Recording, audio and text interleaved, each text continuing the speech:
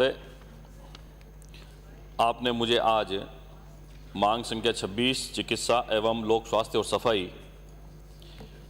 इस मुद्दे पर बोलने का अवसर दिया, इसके लिए आपका बहुत बहुत धन्यवाद। और जैसा हमारे हिंदुस्तान में ये माना जाता है कि चिकित्सकों को भगवान का दर्जा दिया जाता है, और इस हिंदुस्तान की एक परिकल्पना रही है, और मैं इन शब्दों के साथ में व्यक्त करना चाहता हूं कि भारत हमारी मां है, भारत हमारी मां है, माता का रूप है प्यारा, करना इसी की रक्षा कर्तव्य है हमारा। इस भारत देश में रहने वाले प्रत्येक व्यक्ति के स्वास्थ्य की चिंता करना, उनको उचित चिकित्सा सुविधाएं मुहैया कराना, यह हमारा फर्ज बनता है। और मैं आज के इस महत्वपूर्ण दिन पर सर्वप्रथम श्रद्धांजलि देना चाहूंगा इस हिंदुस्तान की प्रथम महिला शिक्षिका माता सावित्रीबाई फुले को, जो भारत की प्रथम महिला शिक्षिका, महान समाज सुधारिका और नारी मुक्ति आंदोलन की प्रणेता के रूप में मानी जाती है। आज उनकी 124वीं पुण्यतिथि है। मैं इस अवसर पर पूरे सदन की तरफ से उनको श्रद्धांजलि अर्पित करता हूं। माननीय सभापति महोदय, मैं जिस विषय पर आज इस सदन का ध्यान आकर्षित करना चाहूंगा, उससे पहले माननीय चिकित्सा मंत्री जी यहां विराजमान है। मुझे मालूम है कि जनरल हेल्थ की डिबेट नहीं है, पर माननीय मंत्री महोदय, 2 दिन पहले मेरे विधानसभा क्षेत्र जैतारण में ये एक फोटो मैं आपको दिखाना चाहूंगा। ये अखबार की न्यूज है, और उसके साथ में एक महिला, उसके 2 साल की लड़की की फोटो है। यह महिला राज चिकित्सालय में जाती है। मेरे विधानसभा क्षेत्र का बहुत बड़ा ग्रामीण इलाका है राज सीएससी। वहां यह महिला अपने प्रसव के लिए जाती है, पर वहां महिला गायनिक नहीं होने के कारण और चिकित्सकों की कार्यशैली के कारण उस महिला को जो डिलीवरी होती है उसको 2 घंटे उस हॉस्पिटल में बिठाए रखा जाता है। पहले उसको बोला जाता है कि नॉर्मल डिलीवरी होगी, उसके बाद उसको निकटवर्ती ब्यावर चिकित्सालय में रेफर किया जाता है। 2 घंटे बाद में वहां से अत्यधिक सीरियस होने के बाद उसको अजमेर रेफर किया जाता है, और माननीय मंत्री महोदय, दूसरे दिन उस महिला की डेथ हो जाती है। और जिस महिला की मैं फोटो दिखा रहा हूं, देवासी समाज की महिला है, 26 साल की महिला, इसके 2 साल की लड़की है। और इंसानियत तब शर्मसार हो जाती है कि जब इलाज के अभाव में यह महिला दम तोड़ देती है। मैं आपके ऊपर क्वेश्चन मार्क नहीं कर रहा हूं माननीय मंत्री महोदय, बहुत बड़ी विनम्रता के साथ आपसे निवेदन करना चाहता हूं कि इस महिला के कंधों पर जो 2 साल की बेटी है, इसके भविष्य को देखते हुए आज की चिंता कौन करेगा? क्या इस राजस्थान प्रदेश की सरकार को यह चिंता जाहिर करने का अधिकार नहीं है? क्या इस प्रदेश के संवेदनशील मंत्री होने के नाते आपकी जवाबदेही नहीं बनती है कि प्रदेश के चिकित्सालयों में जो दूर दराज की आबादी में ग्रामीण इलाके हैं, वहां पर महिला चिकित्सकों की नियुक्ति करें, ताकि दोबारा भविष्य के अंदर इस प्रकार की घटना नहीं हो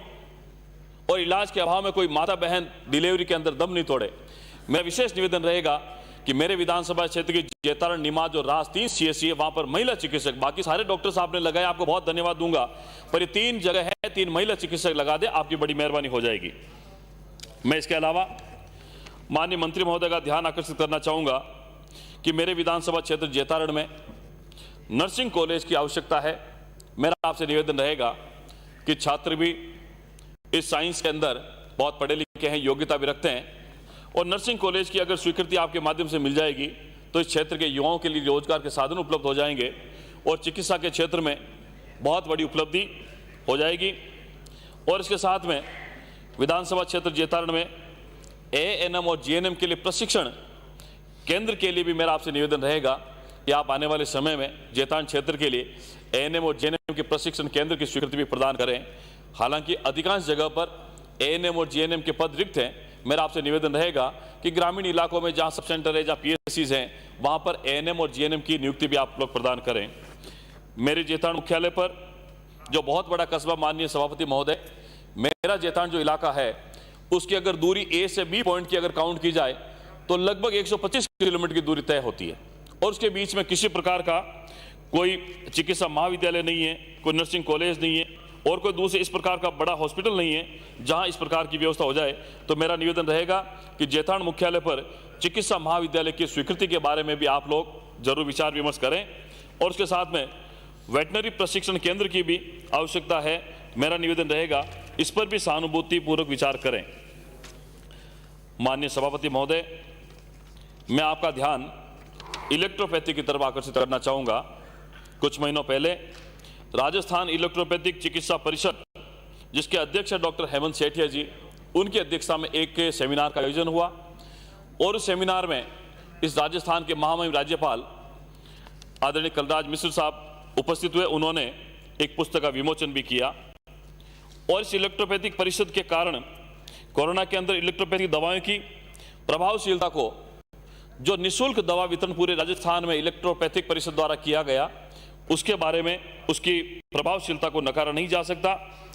और इस प्रकार से जो पिछले 1 साल से इस देश के अंदर, इस प्रदेश के अंदर कोरोना ने बहुत बड़ी हमारी जीवन को प्रभावित किया है, उसमें भी कोरोना संक्रमण की रोकथाम के लिए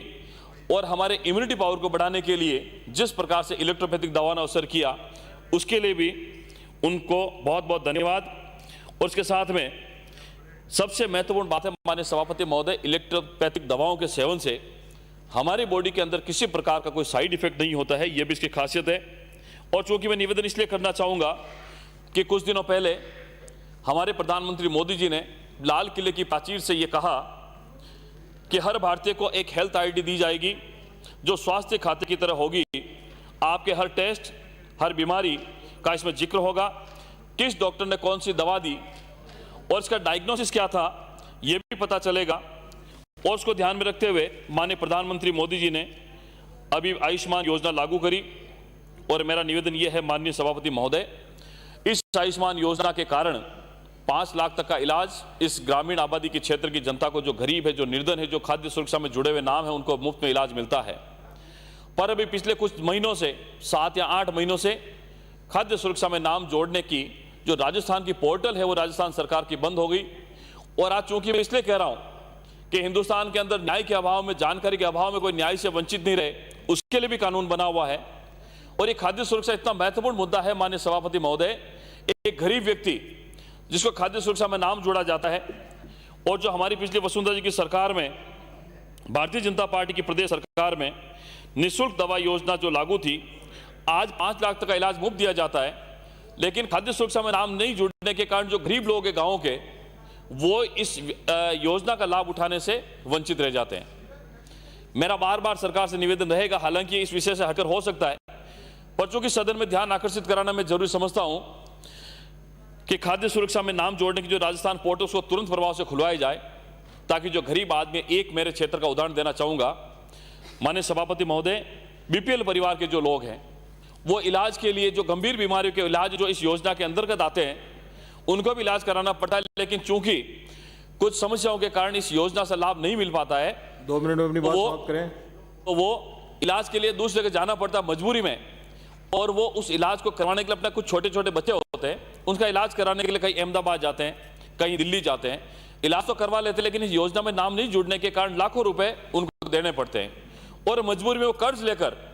अपने बच्चों का, अपनी औरतों का, अपने परिवार का इलाज करवाते हैं। तो माननीय सभापति महोदय, मेरा आपसे निवेदन रहेगा कि आप इस ओर ध्यान दें। और मैंने जो इस इलेक्ट्रोपैथिक परिषद के बारे में कहा, और उसमें यह लिखा हुआ है कि हमारी वसुंधरा जी की सरकार के समय इसका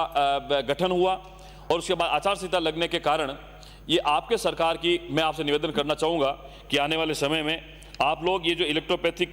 के लिए the Rajasthan electropathic medicine act 2018 सर्वसम्मति से इसी विधानसभा के सदन में पारित हुआ, गजट नोटिफिकेशन हुआ, और उसके बाद में सिर्फ अब इसको, ये मामला जो लंबित है, मेरा आपसे निवेदन रहेगा कि इसको भी स्वीकृति प्रदान करें, तो ये राजस्थान प्रदेश के इलेक्ट्रोपैथिक चिकित्सा पद्धति को आगे बढ़ाने बहुत बहुत सहयोग करेंगे। एक बार पुनः मैं आपका ध्यान आकर्षित